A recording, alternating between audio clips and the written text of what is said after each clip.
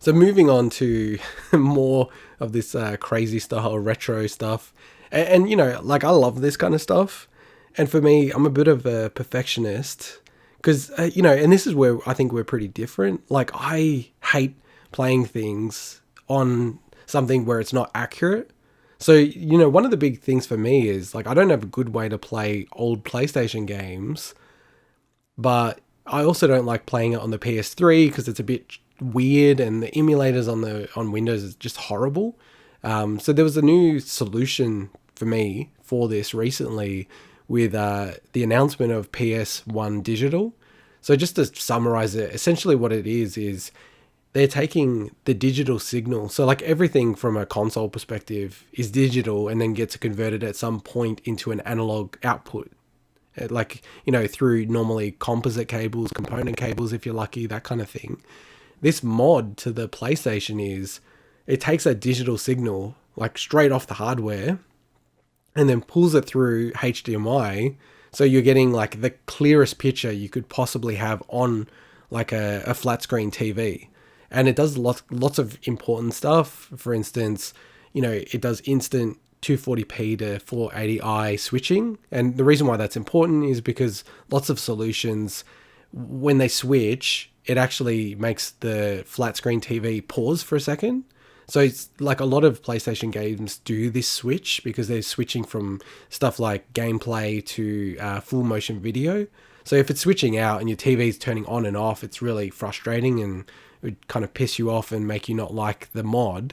So yeah, this is like super promising, and there was a really awesome video from Digital Foundry on the mod, and they love it, and I really rate their opinion on it. And for me personally, it's something I'm definitely looking to pick up, because I think this is like a real perfect way for me to get into PlayStation, which I'm sort of I've played a fair few PlayStation games, but I'd love to go back and play Final Fantasy 7, 8, and 9 on the PlayStation itself, but on the original hardware rather than through emulators or through all these new versions that have been released on the Switch. Yeah, honestly, with everything with the PS1 digital, it just reminds me of Bleem. I just think back to Bleem and Bleemcast. I did you actually ever try Bleem? Yeah, so I did try Bleem, but again, it kind of goes back to what I was saying, that I don't like it unless it's really accurate. So yes, I did play like the Z SNESs and the SNES 9X back in the day, but they're fairly accurate, to be honest, even for those days. Whereas Bleem, I think, to be fair, I had like a hacked version, um, and I just didn't like it. I didn't think it was like accurate enough. Oh It no, kind of bothers me. I'm not saying the Bleem was accurate in any way. I just love. Not only do I love the word Bleem, but I love the story of Bleem. Like Oh if you've yeah, ever just like reading about the lawsuits, and I I mean have, that yeah. changed. They changed laws because of that, I believe. Yeah, Um, no, totally. That was a huge thing. I mean, like, really, PlayStation 1 was smashed by, like, piracy in lots of different ways. I We should I'm do a deep dive on Bling one day because it is really, really interesting. Like, even having a commercial emulator is like a kind of crazy concept at the time. I've never delved into hacked consoles or whatnot, with the exception of the PlayStation 1, because everyone did at the time. It's horrible to think, but everyone had a chipped PlayStation. I remember going around to someone's house and they had a whole setup.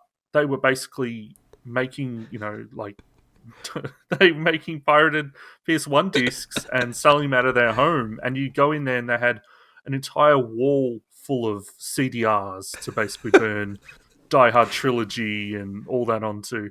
That was And cool, that game. Die Hard trilogy was amazing. But it was just like it was what you did then. And then like I would buy like your Final Fantasy 7 and 9 and that. So there were definitely games that I wanted to purchase, but it definitely made you go, oh, I'm only going to play this game, let's say Devil Dice or something, for like 20 minutes and then I've had enough, because you spent what, $1 on it or $2 or something. So Hmm. yeah, I can completely understand why they went after Bleem, because they're already having so many issues across the board with that. But look, any way to play old games that are very difficult to play these days, PlayStation One included, I'm all for. Mm. Obviously, there's a grey area when you start talking about the actual ROMs themselves, which is trickier. But yeah, Yeah, and just thinking about back in the day, because it was crazy, and it's very hard for people to imagine it right now, just given the context of how you buy games and how easy it is and ubiquitous and cheap, really, compared to what it was. But I remember our mutual friend Danny, he, like, I was at his house one time, and it's like he had a dealer. He had someone he called, and they would come over, and he'd be like, "Oh," on the phone, he'd be like, "Oh, what kind of games do you have? Oh, you got this game. Oh, okay, yeah, I'll get one of those. What is that? $2? Okay, cool." Right? It was like, it was crazy. Whereas you look at that now, imagine having a dealer for video games. It's just wild. It was so ubiquitous, but I think for me now back I in the think about it, day, it was like the equivalent of a meth lab setup when I went in yeah, that house where they manufactured the pirated PS1 games. yeah, because you could just buy everything like off the shelf, like CD presses, printing press, all that kind of stuff. And people didn't really care how good it looked. So, yeah, like, for me back then, I probably did pirate a lot of games, to be fair. I don't do that now, obviously. But the reason why I'm so interested in this stuff now is because it's so hard to get these games. Like, you do buy a used copy of Final Fantasy VII, and then it doesn't work. Because either the CD doesn't work, or the PlayStation's optical drive has failed. And that's where I think for me, the cartridge system was just superior because they still work. Like you get your Jungle Book cartridge and you bring it up to my house, and it will work in the Super NT, and you got it on the screen. It's crazy, Uh, right? I, I think it needs to be a bit cleaned first. Yeah, you don't want to damage my hardware.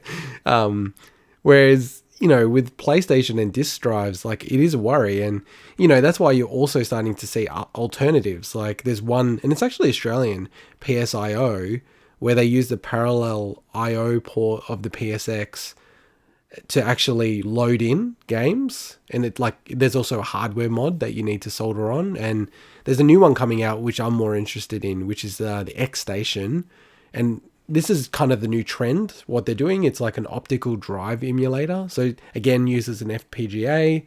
And then it's pretending to be an optical drive and then feeding out and feeding in the inputs and outputs to the console. So in this case, the PlayStation. And they've already done this for Saturn and Dreamcast. So that's already working. And you can actually just buy one module and then install it. And it's all plug and play. It's not even a mod or anything for the Saturn and the Dreamcast. And yeah, like it does mean that, enables piracy essentially. But, a lot of these games, like they're not being sold new and it's actually hard to get them. And as I said, the actual drives themselves are failing. So for me, I love this old stuff and getting it either to my monitor setup and then I can capture the footage or play it on, my Trinitron with component cables. Like this is kind of the way that I'm going to go. So I'm going to keep my eyes on this and see if I can get this in Australia.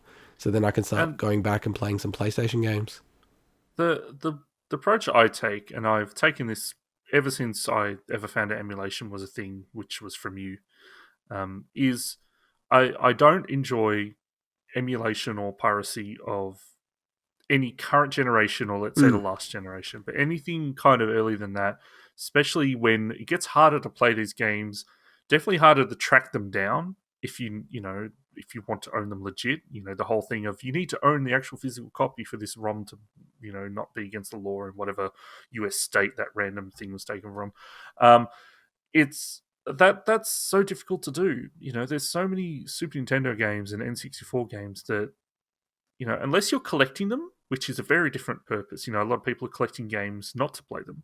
Um, it's so hard to find them, unless you want yeah. to go out and spend thousands of dollars on them. So, and not only that, but we've talked about before, some of these games weren't released in Australia. A lot Yeah. of these games weren't released in Australia. Like until certain, like I guess re-releases on PlayStation consoles, we could never play Final Fantasy VI in Australia. Which The is so only way you wild, could do right? that was either importing, which may, there's legalities there with the importing. But the only other way was emulation. So I had no problem emulating games I couldn't play. But if there's games that had just come out, and let's say Game Boy Advance era, I remember when Game Boy Advance era was in, that was the current Nintendo handheld, and there were emulators right away almost for it.